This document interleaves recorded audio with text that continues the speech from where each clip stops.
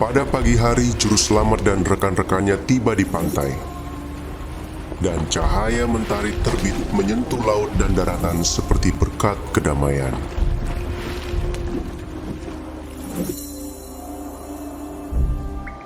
Segera mereka menginjak pantai. Mata mereka disambut oleh pemandangan yang lebih mengerikan daripada amukan badai.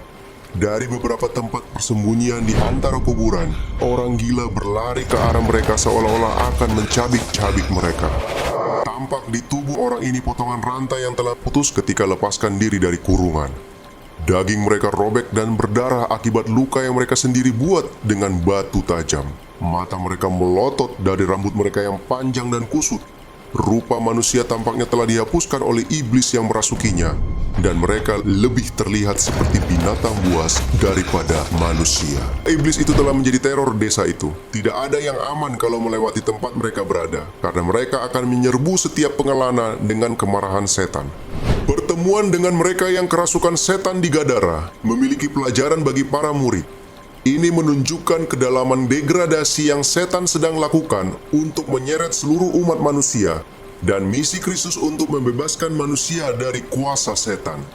Makhluk-makhluk celaka itu yang berdiam di kuburan, kerasukan setan dalam belenggu nafsu yang tak terkendali dan menjijikkan, mewakili apa jadinya kelak umat manusia jika menyerah pada yurisdiksi setan. Ketika orang itu menggertakkan gigi dan mulutnya berbusa, mendekati dia, orang itu berdiri mengamuk tetapi tidak berdaya di hadapannya. Yesus mengangkat tangan yang telah memberi isyarat kepada ombak untuk tenang, dan orang yang kerasukan setan itu tidak bisa mendekat. Dengan otoritas, Yesus memerintahkan roh-roh jahat keluar dari mereka. Kata-katanya menembus pikiran gelap orang-orang malang itu. Mereka samar-samar menyadari bahwa seseorang yang dekat itulah yang dapat menyelamatkan mereka dari iblis yang menyiksa mereka. Mereka tersungkur di kaki Juru Selamat untuk menyembah Dia. Tetapi ketika bibir mereka terbuka untuk memohon belas kasihannya, setan-setan berbicara melalui mereka berseru, Jesus, Son of the Most High God, what do you want with me? I beg you, don't punish me. Yesus bertanya, What is your name? dan jawabnya, Legion, nama saya Legion karena kami banyak. Dengan menggunakan orang-orang yang menderita sebagai media komunikasi, mereka memohon kepada Yesus untuk tidak mengusir mereka keluar dari daerah itu. Lord, we beg you, do not send us into the abyss. Di lereng gunung tidak jauh dari sana, sekawanan besar babi sedang mencari makan. Ke dalamnya setan-setan itu meminta untuk diizinkan masuk. Let us enter into the herd of swine.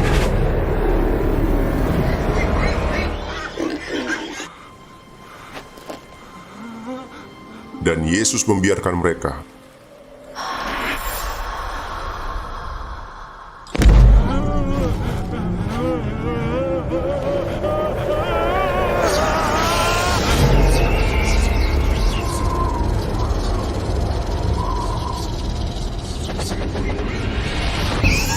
Segera kepanikan melanda kawanan babi itu. Babi-babi itu berlari dengan gila.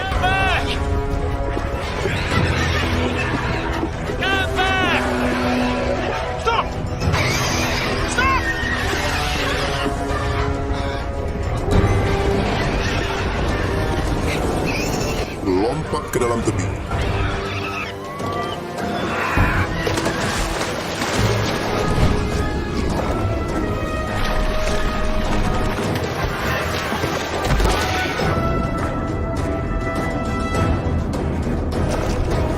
Dan karena tidak dapat menahan diri, terjun ke danau dan mati.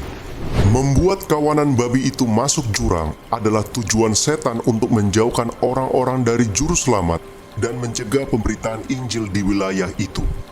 Dari tebing, para penjaga babi telah melihat semua yang telah terjadi.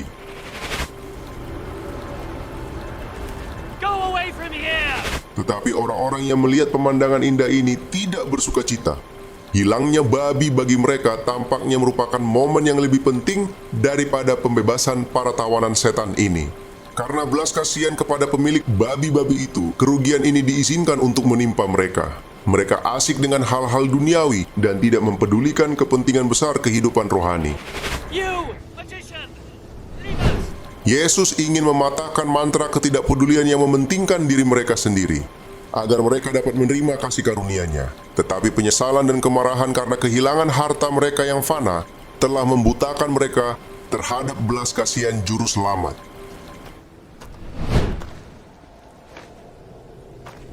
Pengaruh setan terus-menerus diberikan kepada manusia untuk mengalihkan panca indera, mengendalikan pikiran untuk kejahatan, dan menghasut kekerasan dan kejahatan. Dia melemahkan tubuh, menggelapkan akal, dan merendahkan jiwa. Kapanpun manusia menolak undangan juru selamat, mereka menyerahkan diri kepada setan. Banyak orang di setiap bagian dalam kehidupan, di rumah, dalam bisnis, dan bahkan di gereja, melakukan hal-hal ini pada hari ini. Karena inilah kekerasan dan kejahatan telah menyebar ke seluruh bumi, dan kegelapan moral seperti selubung kematian menyelimuti tempat tinggal manusia. Sekarang orang-orang ini berpakaian dan waras, duduk di kaki Yesus, mendengarkan firman-Nya, dan memuliakan nama Dia yang telah membuat utuh. Perubahan luar biasa telah terjadi pada orang jahat itu. Cahaya telah menyinari pikiran mereka. Mata berseri-seri dengan kecerdasan. Wajah-wajah yang begitu lama berubah bentuk menjadi gambar setan, tiba-tiba menjadi lembut, tangan yang berlumuran darah menjadi tenang. Go away from this place! Leave us! Go away from Orang-orang Gadara memiliki bukti hidup dari kuasa dan belas kasihan Kristus. Mereka melihat orang-orang yang telah dipulihkan akalnya, tetapi mereka begitu takut membahayakan kepentingan duniawi mereka, sehingga Dia yang telah mengalahkan pangeran kegelapan di depan mata mereka, diperlakukan sebagai penyusup, dan karunia surga diusir dari pintu mereka.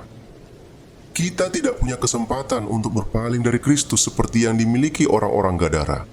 Tapi masih banyak yang menolak untuk menaati firman-Nya, karena ketaatan akan melibatkan pengorbanan beberapa kepentingan duniawi. Jangan sampai kehadirannya membuat mereka kehilangan uang dan materi. Banyak yang menolak kasih karunia-Nya dan mengusir rohnya dari mereka. Go away from here! I'll follow you wherever you go. Let me come with you. Tapi yang jauh berbeda adalah perasaan dari mereka yang telah dipulihkan dari kerasukan setan. Mereka ingin terus bersama penolong mereka. Di hadiratnya mereka merasa aman dari iblis yang telah menyiksa hidup mereka dan menyia-nyiakan kedewasaan mereka. Saat Yesus hendak masuk ke perahu, mereka tetap terus mengikutinya, berlutut di kakinya, dan memohon kepadanya untuk melindungi mereka di dekatnya, agar mereka selalu mendengarkan firman-Nya. Tetapi Yesus menyuruh mereka pulang dan menceritakan hal-hal besar yang telah Tuhan lakukan bagi mereka. Go back home and tell what God has done for you. Inilah pekerjaan yang harus mereka lakukan. Pergi ke rumah orang-orang yang tidak mengenal Tuhan dan menceritakan berkat yang telah mereka terima dari Yesus. Sulit bagi mereka untuk terpisah dari Juru Selamat. Kesulitan-kesulitan besar pasti akan menimpa mereka dalam pergaulan dengan orang-orang sebangsa mereka yang tidak mengenal Tuhan. Dan isolasi panjang mereka dari masyarakat tampaknya telah mendiskualifikasi mereka untuk pekerjaan yang telah Dia tunjukkan. Tetapi segera setelah Yesus menunjukkan tugas mereka, mereka siap untuk taat. Mereka tidak hanya memberitahu rumah tangga dan tetangga mereka sendiri tentang Yesus, tetapi mereka pergi ke seluruh Dekapolis, kemana-mana menyatakan kuasanya untuk menyelamatkan, dan menjelaskan bagaimana Dia telah membebaskan mereka dari setan. Dalam melakukan pekerjaan ini, mereka dapat menerima berkat yang lebih besar daripada jika hanya untuk keuntungan bagi diri mereka sendiri, mereka tetap berada di hadiratnya. Dalam pekerjaan untuk menyebarkan kabar baik keselamatan itu, kita dibawa semakin dekat kepada Juru Selamat. Orang jahat yang dipulihkan adalah misionaris pertama yang diutus Kristus untuk mengkhotbahkan Injil di wilayah Dekapolis. Untuk beberapa saat hanya orang-orang ini yang mendapat hak istimewa untuk mendengar ajaran Kristus. Tidak ada satupun khotbah dari bibirnya yang pernah terdengar di telinga mereka. Mereka tidak dapat mengajar orang-orang seperti yang dapat dilakukan oleh para murid yang setiap hari bersama Kristus. Tetapi mereka memikul sendiri bukti bahwa Yesus adalah Mesias. Mereka bisa mengatakan apa yang mereka ketahui, apa yang mereka sendiri telah lihat, dengar, dan rasakan tentang kuasa Kristus. Inilah yang dapat dilakukan setiap orang yang hatinya telah dijamah oleh kasih karunia Tuhan. Yohanes, murid terkasih, menulis, "Apa yang telah ada sejak semula, yang telah kami dengar, yang telah kami lihat dengan mata kami, yang telah kami lihat dan yang telah kami tangani dari firman kehidupan. Apa yang telah kami lihat dan dengar, kami nyatakan kepadamu." 1 Yohanes 1 ayat 1-3. Sebagai saksi bagi Kristus, kita harus menceritakan apa yang kita ketahui, apa yang kita sendiri telah lihat dan dengar dan rasakan. Jika kita telah mengikuti Yesus, langkah demi langkah, kita akan memiliki sesuatu yang tepat untuk diceritakan tentang cara Dia memimpin kita. Kita dapat mengetahui bagaimana kita telah menguji janjinya dan menemukan bahwa janji itu benar. Kita dapat memberikan kesaksian tentang apa yang telah kita ketahui tentang kasih karunia Kristus. Inilah kesaksian yang dipanggil oleh Tuhan kita, dan karena kekurangan kesaksian itu, dunia akan binasa. Dan jiwa-jiwa yang telah direndahkan menjadi alas setan, masih melalui kuasa Kristus diubah menjadi utusan kebenaran dan diutus oleh Putra Tuhan untuk mengatakan hal-hal besar yang telah dilakukan Tuhan untukmu dan yang telah menyayangimu. Kuasa iblis berada di bawah kendali juru selamat kita, dan pekerjaan kejahatan dikalahkan demi kebaikan. Melalui pencobaan-pencobaan setan yang licik, setan menuntun manusia pada kejahatan yang semakin buruk, hingga kebejatan total dan kehancuran adalah hasilnya. Satu-satunya perlindungan terhadap kuasa setan ditemukan di hadirat Yesus. Di hadapan manusia dan para malaikat, setan telah dinyatakan sebagai musuh dan perusak manusia, sedangkan Kristus sebagai sahabat dan pembebas manusia. Rohnya akan mengembangkan dalam diri manusia segala sesuatu yang akan memuliakan tabiat dan memuliakan sifat. Itu akan membangun manusia untuk kemuliaan Tuhan dalam tubuh dan jiwa dan roh. Sebab Tuhan tidak memberikan kepada kita roh ketakutan, tetapi kuasa dan kasih dan pikiran yang sehat. Dia telah memanggil kita untuk memperoleh kemuliaan, yaitu karakter. Tuhan kita Yesus Kristus telah memanggil kita untuk menjadi serupa dengan gambar putranya.